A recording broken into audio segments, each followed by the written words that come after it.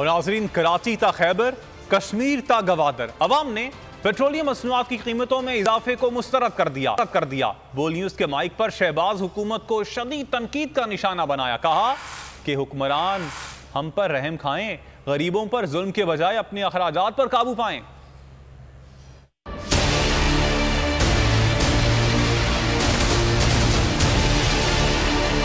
इत्तेहादी सरकार ने आवाम को कहीं का न छोड़ा, महंगा पेट्रोल फिर महंगा कर दिया।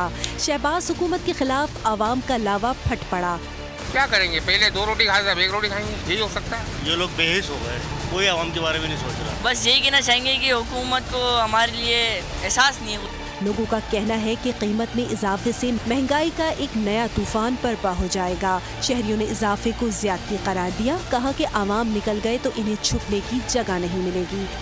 जो भी आता है यही कुछ करता है। महंगा करना तो नहीं चाहिए, पहले ही बहुत महंगाई है। हमारा खाना खराब करके रख दिया, रोटी हमें नहीं मिल रही, पानी हमें नहीं मिल रहा, वो गंदा पानी मिल रहा है, पी के फूड पॉइजन हो गया, हम पड़े में हॉस्पिटलों। आवाम का कहना था कि महंगाई ने पहले ही जीना महाल कर दिया है। हुक्मरान रहम खाएं गरीबों पर जुल्म के बजाय अपने अखराजात पर काबू पाएं।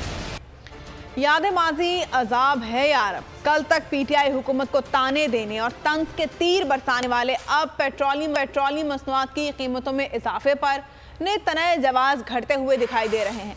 मरियम नवाज कल तक आवाम से इसहाक डार पर भरोसा करने की अपील कर रही थी, लेकिन अब कीमतें बढ़ने पर लगता है मरियम को सांप सूंघ गया है।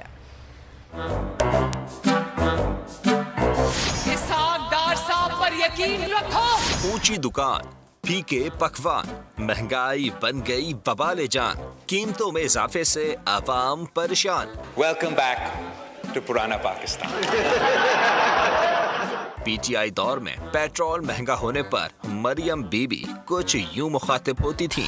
आज आटा माफिया, बिजली mafia, diesel mafia, petrol mafia, जो कि इमरान खान के इर्द गिर्द सब ने घेरा डाला हुआ है, आज उनकी जेबें जो भरी गई हैं वो सब अवाम के पैसे से, अवाम की जेबों से निकला हुआ पैसा है। लेकिन जैसे ही मरियम बीबी की जमात इख्तिदार में आई तो इन्हें सब अच्छा लगने लगा।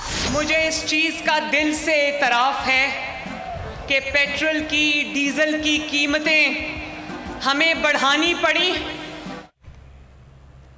जनूब मशरकी एशिया में पाकिस्तान के अलावा 3 अहम ममालिक में पेट्रोल